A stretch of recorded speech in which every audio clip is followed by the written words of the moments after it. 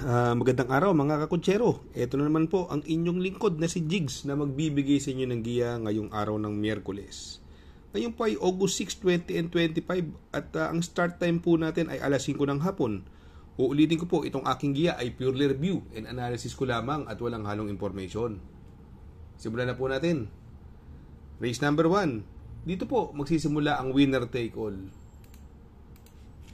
3-year-old maiden race, non-placer. Distance is 1400 meters at may 7 kalahok. Dito po sa laban na ito, ang feeling ko po rito, parang nakakalamang masyado yung numero 4 West Tower, no? Kalaban nito, aparato lang. Pag maganda lundag sa aparato nito, tingin ko sobrang mananalo to. Sakay pa ni RC Baldonido. Kaya sa race number 1, para sa akin po, sosolohin ko na po yan. Numero 4, West Tower. Sa race number 2, dito naman po magsisimula ang pick 6. Pilracom rating based handicap system race. Class 4, 42 to 56 split. Distance is 1200 meters at dito po may 8 kalahok. Dito po sa laban na ito, no? Although galing sa panalo si Queen Ella, hang loose, no? Pares mabilis po yan at yung batang after 7. Puro mabibilis po yan. Baka magkaroon po na lutyahan, mapabor po. Sa galing din sa panalong numero 2, batang after 7. Baka Baldonido to, no? May panalo po yan. Sa tingin ko, magbibigay ng magandang laban yung derimatering numero 5 instant message, no? Napapatnubayan ni Noel Lunar. At yung numero 1 Sting, magandang diado rin po yan. Binigay na po kay Joel Checo. Siya po talaga nagpapanalo dyan, kay Sting.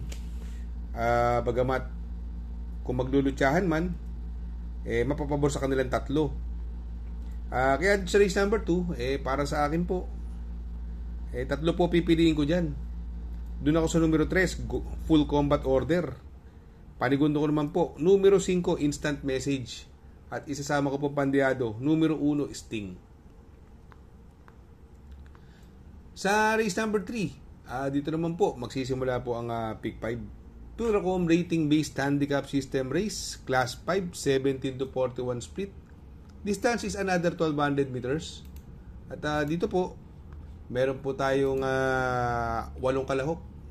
Possible scenario, pwedeng mauna yung Beyond Smart, no? Sa tingin ko, walang masyadong mabilis. Bukod kay Lynn Sprite, tingin ko kaya ni Beyond Smart yan. Maganda numero. Sa Dampilapil, maiksi ang karera. Pwede hong makadihadihan.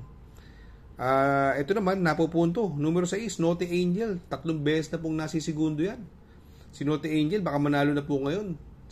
Sakay ni Claro Espare. At ito, siguro, magbibigay din ng magandang laban sa kanya. Numero 5, si Pendant. Kaya dito sa race number 3, 3 po ang pipiliin ko dyan. Doon po ako sa numero 6, Note Angel.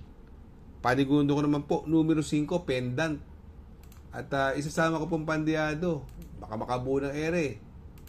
Numero 2, Beyond Smart. Sa race number 4, dito po magsisimula ang pick 4. Pilracom rating based handicap system race, class 5, 17 to 41 split. Distance is another 1200 meters, may 8 kalahok. Dito po, no, possible scenario dito. Nakikita ko, no, possible mauna rito yung Golden Petita Regal, no? Mabibilis po yan. Puro deremati po yung mga tatakbo rito dito napupusuan ko po dyan yung numero 3 sa Karing Melody. Kaya lang ang problema natin yung connection. Kung makakatunog po kayo na labas po yan, sa tingin ko malaki po panalo nyan. Ang tingin ko magbibigay ng magandang laban po dyan yung laging magaling kay Alvarez, pero ngayon Christian Adbin ko na numero 5 Buhayang Bato, kaya lang 56.5 ang timbang. Ito naman mukhang mag-uumento galing sa panalo, numero 6 na si Blame the Ghost. Napapatunayan naman ni Joel Checo. Hindi ko kursunado yung numero 1. Bukod sa mababa ang numero, maiksi ang karera, ang bigat pa ng timbang 57.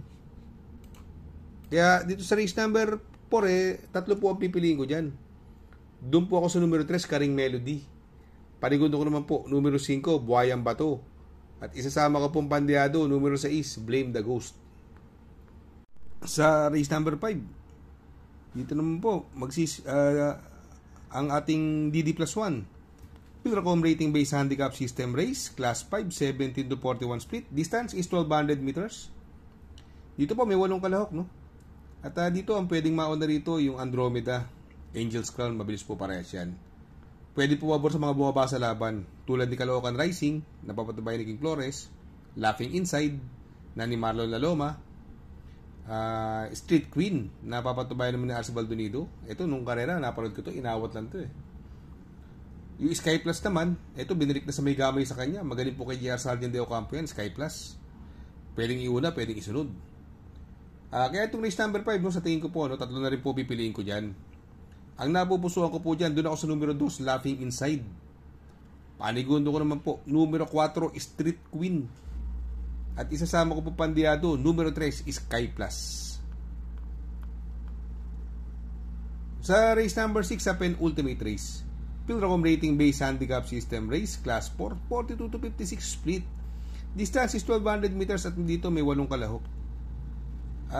Dito, no, mga galing sa panalo, over assuming, umentado yan. Brown Missile, nagpanalo din po yan, banderan tapos nakaraan.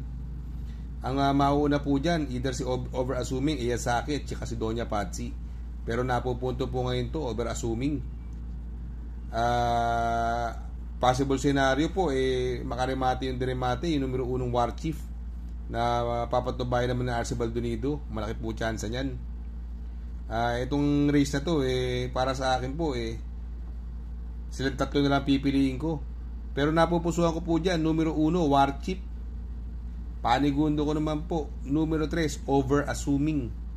At isasama ko po pandiado, numero 4 Iyazaki. Sa race number 7, sa last and final race, Pilracom rating based handicap system race, class 5, 70 to 41 split. Distance is 1200 meters, no? At dito po may 8 po tayong kalahok dito sa laban na ito. At maraming mabilis dito. Andyan yung Doña Chichay, Bright Mind, Ginebra. Pero may magbigay lang kay Doña Chichay Ginebra dito. Sa tingin ko may panalo, may isang mananalo sa kanila dito. Ang napupusuan ko po dyan, yung Always in the Money, numero 3, Arrogante, nasasakay ni Pamboy Ponce. Ang problema ko lang po dyan, 57 ang timbang. Makakasabay naman po yan. Pag umalis po yan ng tersero o kwarto, sa tingin ko, may tsamba po yan. Ang tingin ko magbibigay ng magandang laban, yung numero 2, Grand Majesty, Dramating Kabayo, sakay ni Bumbong Villegas. Although mabigat din ang timbang niya. At eto, nagbibigatan ng timbang. Sa tingin ko, pwedeng makachamba rito yung numero 6 na Ginebra. Sakay ni Conrad Enson. Pag pinilit mauna nito, since nagbibigatan yung mga kasunod niya, baka makatapos ng karera. Kaya dito sa race number 7, pili ko po dyan. Doon ako sa numero 3, Arrogante. Panigundo ko naman po, numero 2, Grand Majesty. At isasama ko po pandiado, numero 6, Ginebra.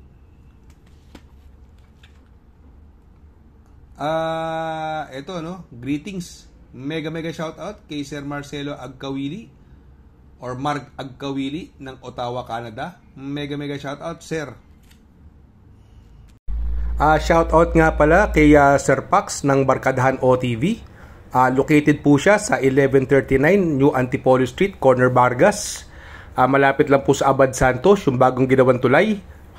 Very convenient and attentive po ang mga tao. Pwede po kayong mag-EB at party while betting on racing.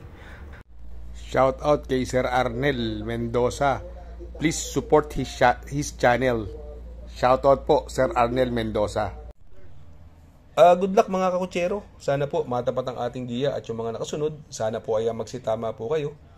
Ako yung makikiusap lamang at makikisuyo sa inyo na please like, share, subscribe, and hit the notification bell para update kayo sa aking mga giya.